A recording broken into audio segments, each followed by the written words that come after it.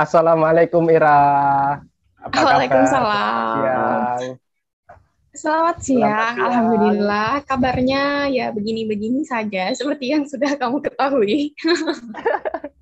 Mana saya nggak tahu. Oh, nggak tahu. Ya udah, Gimana? kalau nggak Aman? tahu, aman. Aman, aman.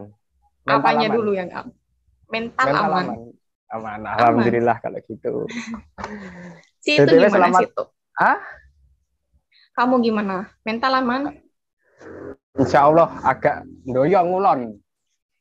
Hah? Apa itu? Doyong itu kalau dalam bahasa Jawa itu miring, miring. Nih, Oh, agak miring berarti miring otaknya ya. sekarang. Oh.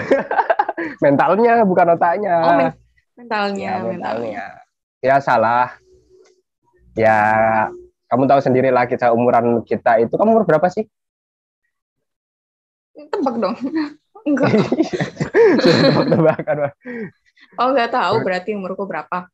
Dua puluh Dua-dua. dua. Ya kan kita Dua-dua. seumuran. Kan Ya aku kita 23 seumuran. sih.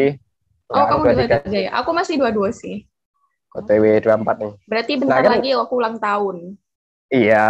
Tapi aku nggak tahu sih tanggal ulang tahunnya. Oh gitu, oke. Siap. Makasih informasinya. Iya, iya. eh ya, ya, apa ya. Orang-orang seumuran kita atau remaja-remaja seumuran kita sebenarnya biasa banget sih ya. Bukan hal yang lazim, bukan hal yang aneh lagi ya. Kalau otaknya agak doyong atau mentalnya agak doyong, agak miring gitu kan ya. Ya. Kalau mungkin kita sering kali dengar, kalau saya pertama kali dengar itu, nah ini masalah yang sering dialami oleh para remaja yang sering menjadi apa ya? Mungkin posisi posisi apa sih biasanya tuh anak-anak bilangnya posisi paling bawah, posisi paling rendah, sedang berada Di di titik posisi paling terendah. rendah, titik terendah kehidupan. Nah ini kan biasa banget para remaja seumuran kita itu merasa hal yang demikian dan itu sudah menjadi hal yang wajar, menjadi hal yang umum. Kita mengenal kata itu atau kondisi itu sebagai apa? Quarter life crisis, ya kan? Nah, buat Quarter life kalian crisis. Jadi kita ngomongin ini nih. kita bakalan ngomongan ini nih buat kalian semua yang seumuran kita atau mungkin 19 sampai 30 tahun lah, bolehlah kalian nonton video ini sampai selesai karena uh, pada video kali ini kita bakalan ngomongin ini ya, Ra. Bakalan Ya, ngomongin quarter life crisis. Jadi buat crisis. kalian Ya, simak video selengkapnya biar lebih tahu lagi tentang apa itu quarter life crisis gitu. Aku sendiri sih pertama kali tahu istilah quarter life crisis itu dari kamu sih. Pertama kali. oh, gitu. Serius, pertama kali, Oh iya pertama dah. kali. Oh, oh. Sorry teman-teman. Saya baru aja sembuh dari sakit, jadi kadang masih batuk dan suaranya juga nggak terlalu sehat lah. Mungkin ini juga efek dari quarter life crisis ya. Terlalu banyak Iya, mikirin, hidup. terlalu banyak Jadinya ke mikirin bawah ke itu. fisik. Ke bawah ke fisik, dari mental turun ke fisik gitu kan. Nah, saya pertama kali dengar tentang atau tahu tentang quarter life crisis itu dari Ira. Nah, sekarang saya sebagai orang yang memberitahu saya tentang pengetahuan itu, saya mau tanya nih, sebenarnya apa sih quarter life crisis itu? Oke. Ya, orang-orang tuh bilangnya Sebentar, quarter Ra. life Ini aku ngerokok crisis. nggak apa-apa kan? Ya nggak apa-apa, asapnya nggak nyampe sini kok. Soalnya soalnya kemarin ada yang protes. Dulu kan pernah ada yang protes tuh, nggak sopan gitu Oh katanya, iya iya iya. nggak beretika gitu kan. Iya nggak apa-apa sih. Sebenarnya ya tiap Lanjut, orang lanjut punya lah, standar lanjut lah. etika sendiri ya. Ya itu dibahas. Mau membahas etika nih? Enggak, enggak, Enggak kan? enggak, bukan saatnya. Bukan ya. Oke, Ya balik udah, lagi. itu tadi. Kita balik lagi ke bahasan quarter life crisis. Jadi quarter life crisis. Kalau dilihat dari katanya aja itu udah bisa kita tebak sih artinya apa. Quarter itu artinya seperempat kan, seperempat. Life ya hidup, krisis ya krisis gitu. Intinya krisis, masa di mana kita mengalami krisis kehidupan di saat-saat kita itu ada di usia-usia yang seperempat gitu. Intinya mungkin eh, rentang Seperempat usia abad ya 20-an maksudnya. gitu ya, seperempat abad, Seperempat abad gitu ya. usia Bukan seperempat 20-an umur sampai hidup kita. 30. Iya, karena kita nggak tahu umurnya Nggak berapa. tahu karena kita nggak tahu. Barangkali udah lewat seperempatnya. Astagfirullah. Terus ya intinya gitu, masa-masa di mana kita mengalami krisis. Intinya itu ada di titik terendah, kita kebingungan terkait tentang apa yang akan kita lakukan dalam hidup. Ya kayak gitu dah. Entah Intinya itu bingung. karir atau ya masa depan, intinya masa depan sih. Hubungannya sama di masa Takut depan. apa ya, gelisah mungkin ya, lebih ke Gelisah. perasaan. Nah mungkin ini ciri-ciri aja sih mungkin ya, ciri-ciri orang yang sedang mengalami quarter life crisis itu seperti apa gitu. Kalau dilihat dari pengertiannya tadi kan ya ada rasa gelisahnya, ada rasa kekhawatiran akan masa depan gitu kan. Ya Nah itu ini kalau bingung, khawatir, bingung, gelisah, takut. Ya, kamu pasti juga ngerasakan itu kan, udah pernah kan? kalau Ya gila aku enggak ya? pun Gila pernah bukan gitu. masuk ciri-ciri. Hah? Nggak sampai Gila gila ya itu, tapi ya. gila itu udah efek setelahnya itu. Sebelum gila itu kita harus pusing dulu gitu. Jadi kalau kita nggak, Dampaknya quarter life crisis itu oke, gila. kalau nggak mampu keluar dari quarter life crisis Ketakutan. tadi ya, kalau nggak Ya, mampu keluar dari krisis itu tadi, ya sih, jujur sih kalau aku sendiri juga pernah ngalamin, merasa pernah ngalamin, ya sepertinya ini juga life krisis gitu. Yang aku alami nih sekedar berbagi aja. Perasaan apa aja sih yang dialami ketika quarter life crisis? Kalau yang saya alami sih, yang pertama pasti ada gelisah. Gelisah ya nggak tahu tentang gelisah apa, dan juga khawatir sih. Satu paket nih, gelisah sama khawatir. Utamanya tentang masa depan gitu. Jadi apalagi kita kan ini kan masa transisi ya Raya. ya Biasanya kan masa-masa transisi dari teman-teman biasanya baru lulus kuliah ya kan. Terus masa-masa transisi dari mahasiswa ke dunia, masuk ke dunia kerja, masuk ke masyarakat, masa-masa transisi itu. Dan mungkin bagian juga dari shock kultur ya, shock kultur yang biasanya jadi mahasiswa sekarang jadi masyarakat, masuk ke dunia kerja kan ada shock kulturnya tentunya. Nah mungkin itu juga menjadi penyebab adanya quarter life crisis gitu ya. Tentunya gelisah, pasti khawatir akan masa depan ya. Kira-kira yang kita khawatirkan, kira-kira kita bakalan jadi apa nih gitu, yang sering dipertanyakan tuh, ya enggak sih? Iya. Akan jadi seperti apa nih kalau perihal karir ya, perihal karir akan jadi seperti apa nih kehidupan saya kira-kira mampu nggak survive, kira-kira saya mampu nggak mencapai tujuan saya atau target saya, mimpi saya mungkin. Terus kemudian kalau perihal percintaan ya mungkin lagi ada di fase bingung-bingungnya milih jodoh gitu kan, milih pendamping hidup gitu kan. Ya, banyak pilihan berarti itu. Ya enggak, ya namanya katanya cowok itu ini tapi nggak mengenal jenis kelamin deh. Oh iya, Iya kan, emang nggak mengenal jenis kelamin. Ini menerpa, nggak memandang jenis kelamin ya, menerpa semuanya nih.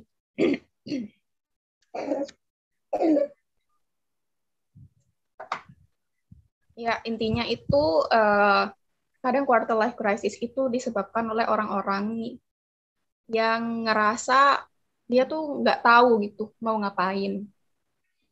Dia nggak tahu, atau ada yang nggak tahu dia itu pengen ngelakuin apa. Dia nggak tahu tujuan hidupnya. Atau ada yang dia udah tahu nih dia pengen ngelakuin apa, cuman ada hal-hal yang menghambat dia untuk melakukan itu, sehingga dia bingung harus ngapain nih gitu. Kalau untuk melakukan sesuatu yang aku suka, aku nggak bisa gitu. Nah itu kayak ada banyak kebimbangan, dan disitulah bisa dibilang kita sedang berada di masa quarter life crisis gitu. Kayak gitu. Nah gini, aku nangkep banget nih, kenapa tentang tujuan hidup. Nah, kenapa tujuan hidup itu ketidakadanya tujuan hidup? Ini misalkan seseorang nggak punya tujuan hidup, itu adalah orang yang paling rentan terkena yang namanya quarter life crisis. Menurut saya seperti itu. Ya, kenapa tujuan hidup itu penting? Ya silahkan tonton videonya, kita udah pernah bahas ya tentang tujuan hidup. Udah pernah bahas ya. Kenapa? Kita udah pernah bahas tentang tujuan hidup, kenapa tujuan hidup itu penting untuk kita miliki. Jadi itu sebagai pedoman lah, itu sebagai pedoman ya, salah satunya ketika kita memiliki tujuan hidup ya kita mungkin bisa kita minimalisir yang namanya quarter life crisis ini tadi. Soalnya salah satu penyebab quarter life crisis juga nggak punya tujuan hidup, akhirnya bingung mau ngapain, mau kerja atau mau lanjut S2 atau mau nikah, kan bingung dan bimbang juga gitu. Dan tapi selain itu yang paling sering selain tujuan hidup yang menjadi penyebab paling sering juga kenapa seseorang itu mengalami life crisis menurut aku sih ini Ra, apa sih biasanya kita terlalu sering membandingkan diri kita dengan teman-teman kita. Nah, itu sih. Itu sering Nggak juga fokus kan. sama diri sendiri. Nggak fokus sama diri sendiri, apalagi kita habis lulus kuliah, teman-teman pada kerja, melihat pencapaian teman-teman yang sering kali juga dibuat story di Instagram, di Iya. WA gitu kan, sering kali dibuat story pencapaian mereka ya. Akhirnya kita yang masih menganggur atau masih belum menemukan tujuan hidup itu jadi kayak semakin tertekan gitu. Belum lagi ditambah sama tekanan lingkungan gitu. Padahal nih, yang orang-orang tunjukkan kadang itu hanya sekedar sisi indahnya doang gitu. Bisa jadi setiap orang itu pasti kan mengalami masa-masa kebingungan. Mereka juga pasti mengalami masa-masa quarter life crisis itu. Cuman yang diperlihatkan di media sosial adalah sisi indahnya doang, sisi bahagia-bahagianya doang gitu. Dan ya itu juga yang bisa bikin kita ngerasa nggak lebih baik dibandingkan orang lain gitu. Itu yang paling toksik sih menurut aku. Dibandingkan kalau tujuan hidup itu juga penting. Tujuan hidup itu penting nomor satu. Karena ketika kita udah punya tujuan hidup sendiri, mungkin pameran-pameran dari orang lain itu nggak akan menggoyahkan ya kalau kita kuat terhadap tujuan hidup kita. Nah, tapi yang kedua itu yang paling rentan itu ya itu sering membandingkan diri kita dengan pencapaian orang lain. Ya, karena berarti harus kuat kontrol dirinya nih ya. Iya benar juga sih. Sebenarnya yang dipamerkan orang lain belum tentu juga apa ya seperti yang kamu bilang, yang ditampilkan orang lain bisa jadi cuma indahnya ada, sedangkan indahnya aja, sedangkan rasa sakitnya, sedangkan susahnya nggak mereka tunjukkan gitu kan. Ya. Jadi sebenarnya ya kalau dalam ajaran Jawa, bukan ajaran Jawa, tapi pepatah Jawa itu ada istilahnya sawang sinawang, Rah. Ada istilahnya sawang sinawang. Jadi saling melihat gitu loh. Jadi sebenarnya yang kita rasakan yang kayak gimana? Maksudnya tuh yang kita rasakan itu sebenarnya juga mereka rasakan gitu. Apa yang kita rasakan sebenarnya juga mereka rasakan, tapi kitanya aja yang nggak tahu gitu. Jadi itu saling melihat sebenarnya gitu. Barangkali kita pusing dalam satu hal, kita pusing karena belum punya pekerjaan misalkan. Nah, yang punya pekerjaan sebenarnya juga pusing gitu kan, pusing terhadap pekerjaannya gitu, atau mungkin malah nggak enjoy sama pekerjaannya kan juga bisa gitu. Malah iri yang nganggur, iri sama yang punya pekerjaan iri sama yang nganggur, katanya itu lebih merdeka mengelola waktu gitu. Bener sih, bener. Ya, intinya kalau mau membanding-bandingkan itu nggak bakalan ada habisnya gitu. Jadi dari situ yang perlu kita lakukan, yang pasti kita harus fokus ke jalan hidup kita sendiri. Gitu. Setiap orang itu pasti ada masanya mereka ada di bawah, ada masanya mereka ada di atas. Mungkin yang kita lihat di luar, mereka yang udah ada di atas nih, yang kita kira itu mereka udah sukses, kita kira udah bahagia. Barangkali ya mereka itu memang karena udah melewati masa krisisnya itu. Dan dari situ sebenarnya bisa kita lihat sendiri, bisa kita simpulkan sendiri bahwa kita juga bisa loh melewati itu. Gitu. Tinggal kita menunggu waktu aja gitu. Kita pasti ada di fase yang nantinya itu juga akan memberikan kita kebahagiaan dan ketenangan seperti yang mereka rasakan gitu. Cuman memang waktunya beda-beda gitu. Timeline-nya tuh beda-beda. Tiap orang punya timeline-nya sendiri. Ya, timeline bener. Iya, timeline kapan jatuh, kapan di atas. Sialan banget ada timeline kapan jatuh. Ya karena iya istilahnya gitu ya. Istilah kerennya gitu. Tapi kalau nenek moyang kita dulu itu apa juga mengalami kayak gini ya? Quarter life crisis kan soalnya belum ada Instagram, belum ada WA gitu kan, belum ada tempat untuk pamer kan gitu. Mungkin ya, tapi kali aja bentuknya tuh beda. Atau ya barangkali ya kita nggak tahu kebingungannya mereka karena yang nggak mereka abadikan gitu kan. Mungkin kalau misalnya kayak pamernya lewat tongkrongan. Iya.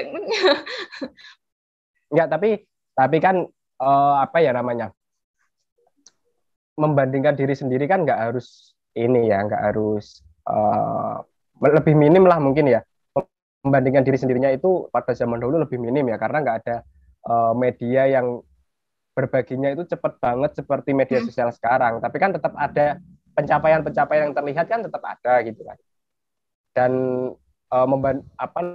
membandingkan diri sendiri dengan orang lain kan juga bukan satu-satunya faktor yang menyebabkan quarter life crisis kan. Itu emang gimana sih kalau menurut aku sendiri sih, itu ya tadi ada tujuan hidup juga, terus ada sering membandingkan diri sendiri juga. Selain itu juga terhadap mimpi pun mungkin juga ada ini ya, keraguan terhadap mimpi gitu. Iya. Itu juga menjadi penyebab, bisa jadi menjadi penyebab quarter life crisis juga gitu. Khawatir gitu ini ya? bisa nggak nih menggapai mimpi ini, atau mungkin mimpi yang sudah diidam-idamkan sejak dahulu itu sekarang kita baru menyadari kalau ternyata kayaknya nggak bisa deh, kayaknya nggak mungkin deh ini kalau tercapai gitu. Jadi kekhawatiran itu baru timbul ketika pada usia-usia seperti ini gitu. Iya, di masa peralihan gitu ya. Dimana kita itu harus menentukan startnya. Kita harus mulainya kayak gimana nih gitu. Iya benar. Banyak sih sebenarnya penyebab-penyebab adanya quarter life crisis itu. Mungkin bahas tentang itu kali. Gimana cara mengatasi atau caranya kamu, misalnya kamu atau aku sharing tentang gimana caranya kita itu menghadapi masa-masa itu agar kita bisa keluar dari perasaan atau masa quarter life crisis itu. Kalau kamu pribadi gimana ngatasin?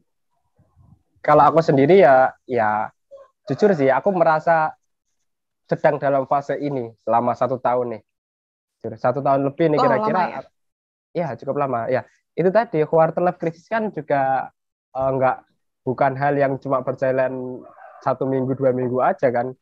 Yang aku ketahui sih itu emang lama gitu kan. Makanya misalkan nih sekarang kita berada dalam krisis mengenai pekerjaan, bisa jadi tahun depan atau 2 tahun lagi kita berada di dalam quarter life crisis yang beda bidang gitu. Misalkan kan udah umurnya nikah, misalkan udah umurnya waktunya nikah.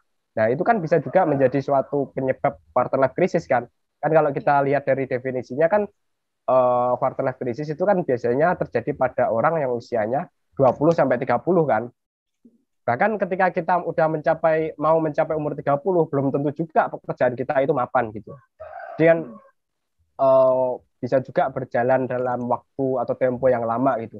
Kalau aku sendiri sih merasanya udah hampir 1 tahun ini sih.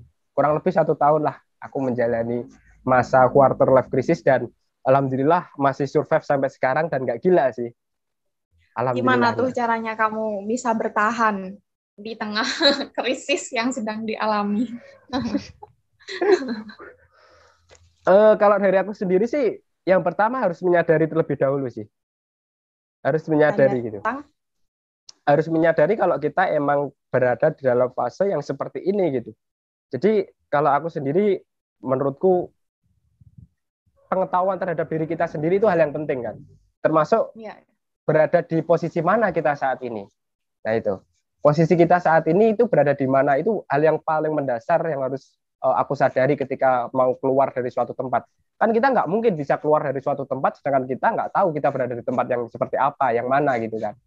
Makanya menyadari bahwa kita memang berada di fase yang berada di fase quarter life crisis itu hal yang mendasar sekali gitu. Jadi aku sendiri juga selalu berusaha menyadari bahwa hal yang aku alami itu merupakan hal yang umum, hal yang udah biasa, emang udah fasenya gitu, seperti ini, keraguan, kebimbangan, kekhawatiran, gelisah gitu, apalagi dan lain sebagainya lah, perasaan-perasaan yang seperti itu karena berada di dalam fase transisi.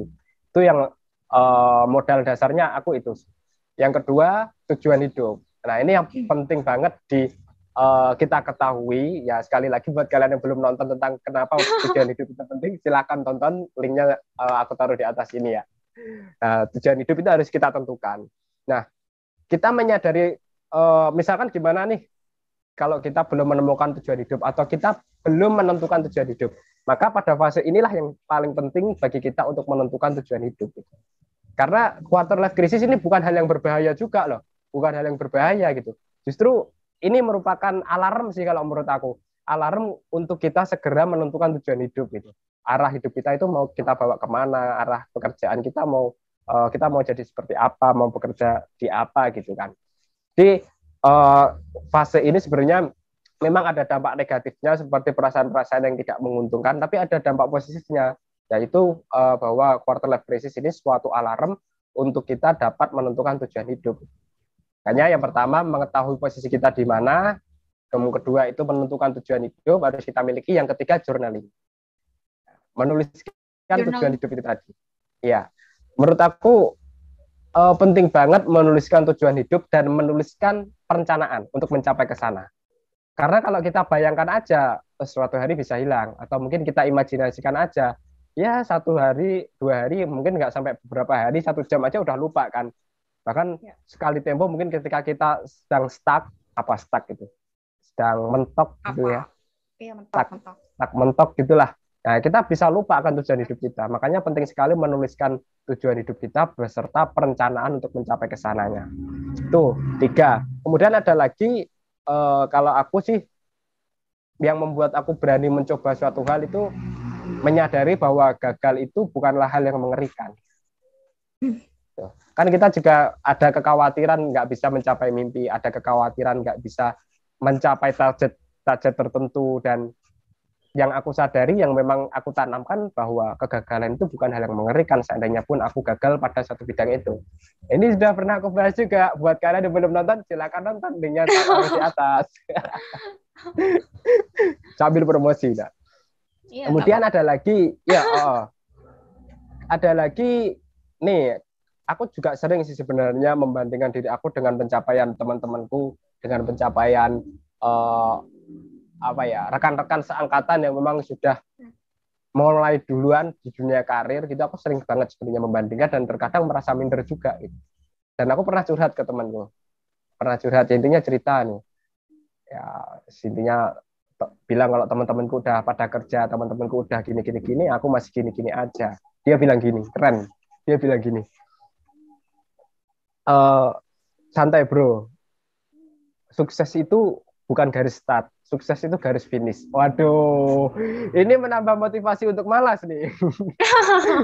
Gimana tuh maksudnya? Maksudnya sukses bukan garis start itu gimana? Apa yang dia katakan, maksudnya gimana? Intinya itu sukses itu bukan tentang siapa yang memulai duluan gitu.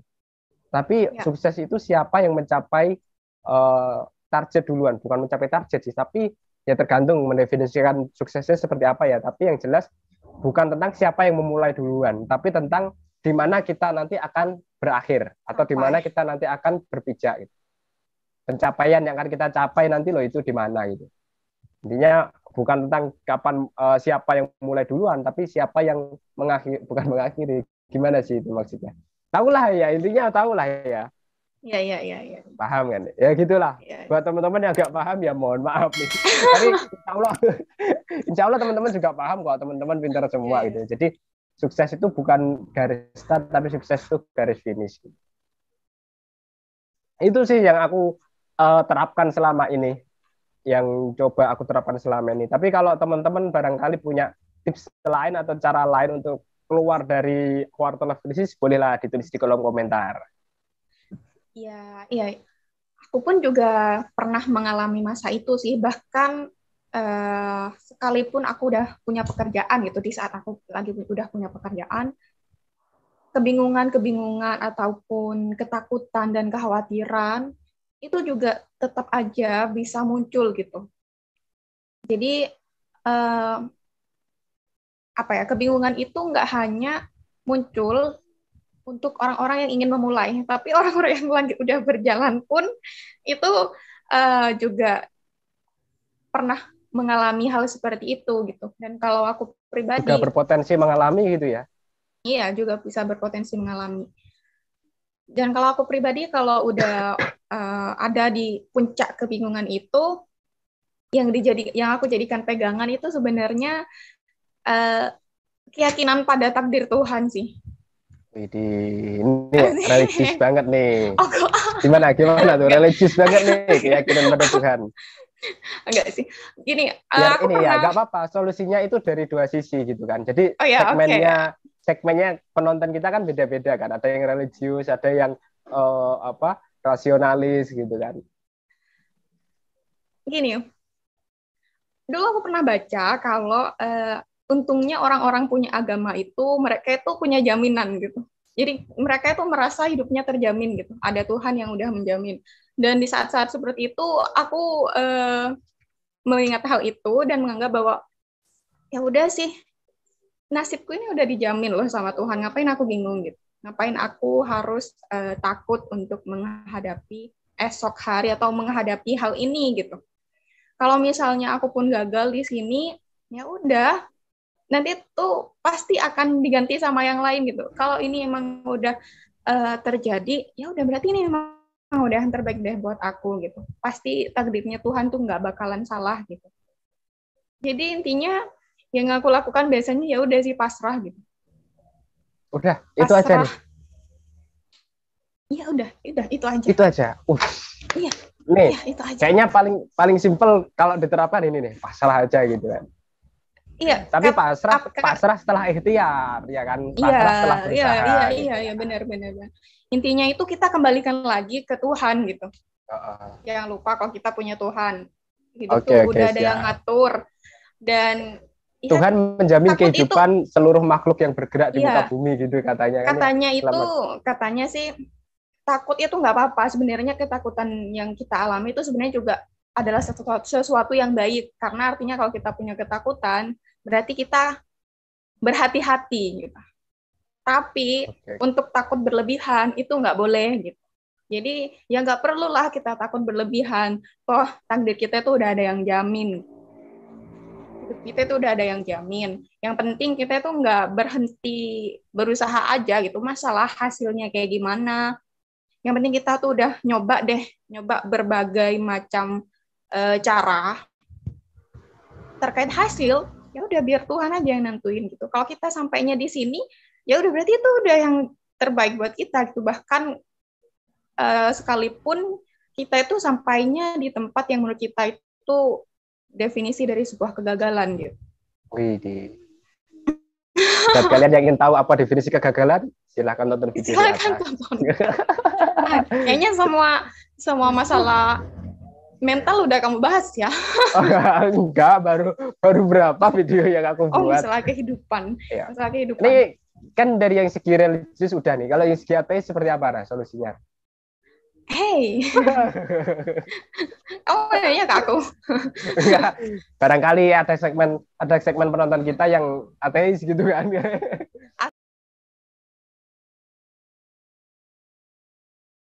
Sebenarnya nggak ada orang ateis gitu kan. Orang yang tidak mempercayai Tuhan akan semua orang itu nggak ada orang ateis gitu katanya. Semua orang itu pasti menuhankan sesuatu. Gitu. Orang yang tidak percaya pada Tuhan akan menuhankan pikirannya katanya kayak gitu juga kan. Iya, Dan ada gini untuk melawan ketakutan kita itu aku ada suatu cerita. Ini bagus sekali sih ceritanya. Jadi kan kita ketika quarter life crisis kan dihadapkan banyak kegelisahan, ketakutan, kekhawatiran terhadap suatu hal yang terkadang itu belum jelas gitu kan, Rea. Ya. Yang belum pasti gitu loh, akan masa depan kan masih gitu. Jadi ada percobaan dari siapa sih aku lupa, Ibnu Sina kalau nggak salah. Ada percobaan dari Ibnu Sina kalau nggak salah. Kalau salah minta tolong dikoreksi ya di kolom komentar. Jadi dia itu membuat suatu penelitian, dia mengurung atau mengurung ya istilahnya 2 ekor domba dan seekor serigala. 2 ekor domba dan seekor serigala. Nah, cara ngurungnya itu berurutan. Domba, serigala, domba. Jadi serigalanya ada di tengah.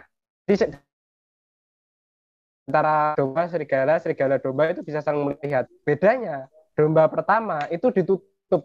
Jadi domba pertama nggak bisa lihat serigala. Sedangkan domba kedua itu bisa lihat serigala. Gitu. Tapi dalam kandang yang berbeda loh ya. Tapi mereka bisa saling lihat. Domba pertama itu ditutup, dipisah gitu. Diberi pembatas gitu biar nggak bisa melihat serigala.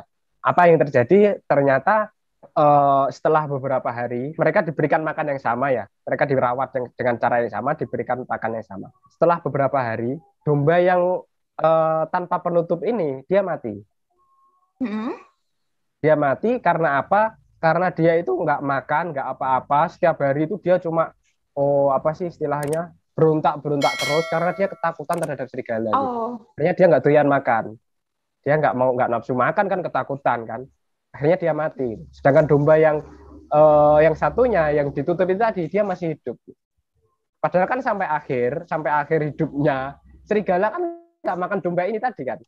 Mm-mm. Nah, itu mungkin Iya benar. juga bisa menjadi apa ya, alat untuk defense kita, untuk pertahanan kita kalau sebenarnya bisa jadi ketakutan kita lah yang membuat kita terbunuh gitu. Entah itu karir Iya. kita, entah itu pekerjaan kita dan lain sebagainya. Intinya ketakutan itu sendiri bisa lebih berbahaya daripada resiko itu tadi. Iya, Kalau iya. aku menafsirkan kayak gitu. Iya, iya, setuju, setuju sih. Itu Ada lagi juga banyak kok. Gimana? itu juga pernah ada ilustrasi yang sejenis sih. Kalau nggak salah itu ilustrasinya itu pernah itu tercantum di buku menjadi manusia menjadi Hmm, hamba itu. iya. Ya, yang ada seseorang yang pergi ke rumahnya raja, ingat nggak?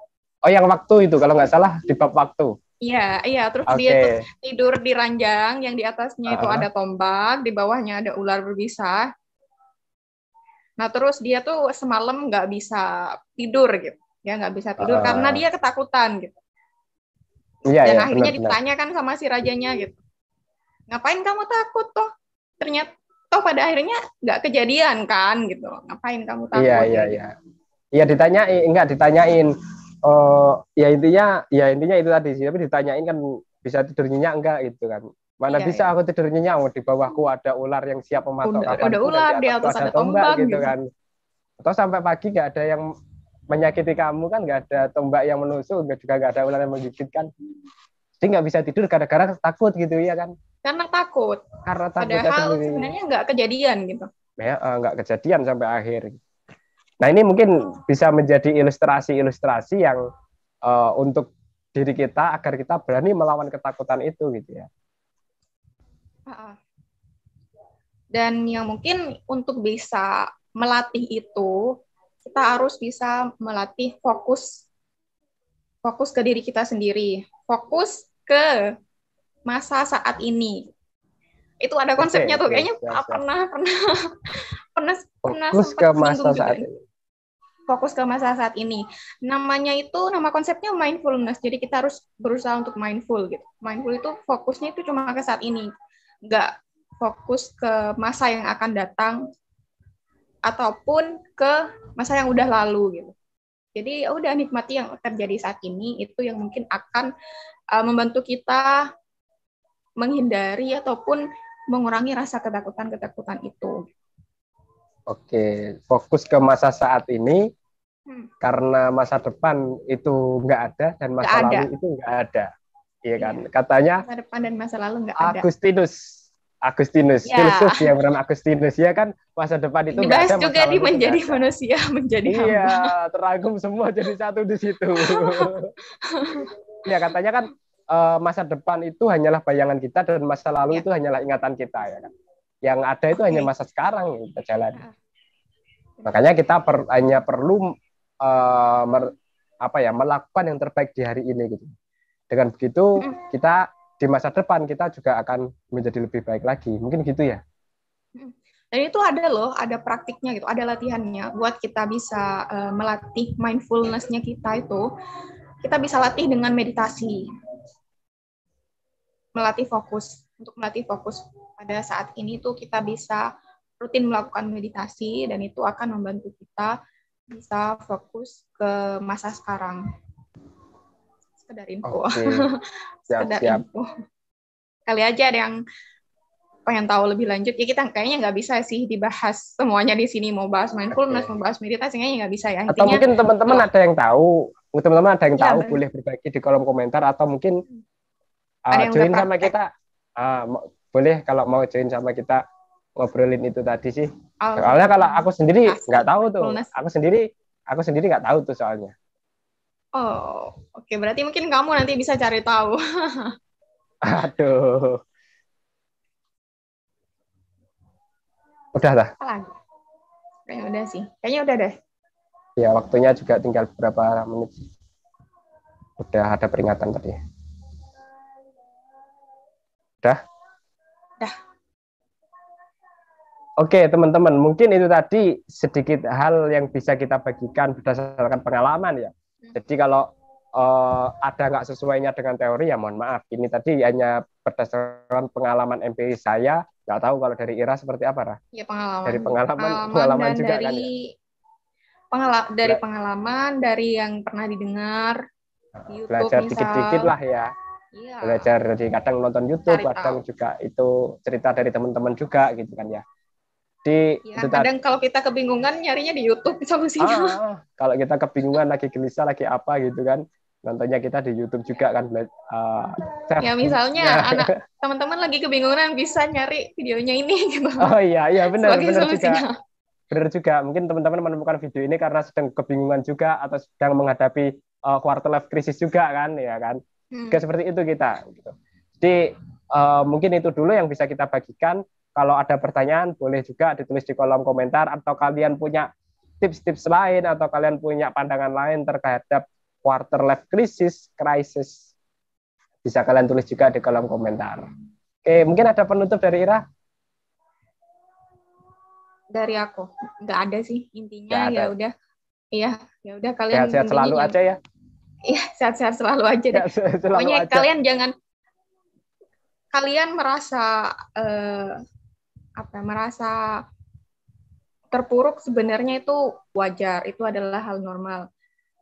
Tapi jangan sampai rasa keterpurukan itu menghentikan jalan kalian untuk berusaha. Yang penting nyoba aja terus, nanti pasti akan sampai. Yakin usaha sampai. Aduh, siap. Oke, terima kasih Ira udah mau berbagi pada siang hari ini. Dan buat kalian, buat teman-teman semua, jangan lupa klik like, comment, subscribe, dan juga share ke teman-teman yang lainnya biar channel ini semakin bermanfaat ya. Pesan dari saya nggak ada. Saya nggak punya pesan apa-apa buat kalian. Yang penting sehat-sehat Kali aja mau promosi. Kali aja mau promosiin channelku. Promosi apa? Channelku. Promosi apa? Channelku. Oh iya, Ira sekarang. Oh iya teman-teman, Ira sekarang punya channel baru, namanya Diskal Suara.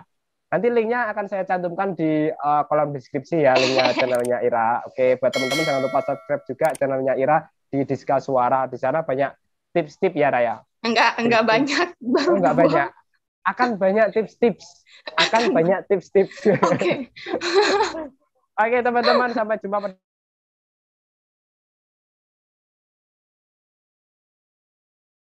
Oke guys, mohon maaf tadi terputus karena kita buatnya video ini via Zoom gratisan ya, jadi 40 menit sekali pasti terputus ini.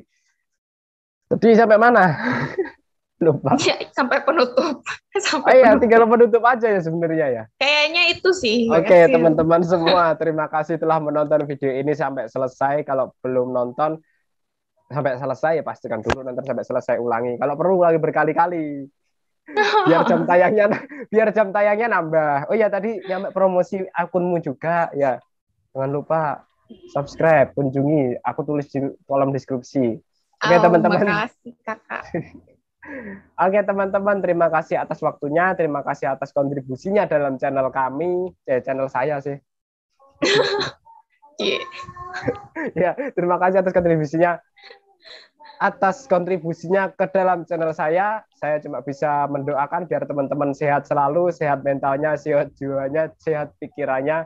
Apalagi yang sedang menghadapi quarter life crisis, semoga sehat selalu dan sampai jumpa pada video selanjutnya. Bye-bye. Jika Anda menemukan video ini bermanfaat, silahkan subscribe, like, aktifkan notifikasi loncengnya, dan share agar lebih banyak lagi yang merasakan manfaatnya.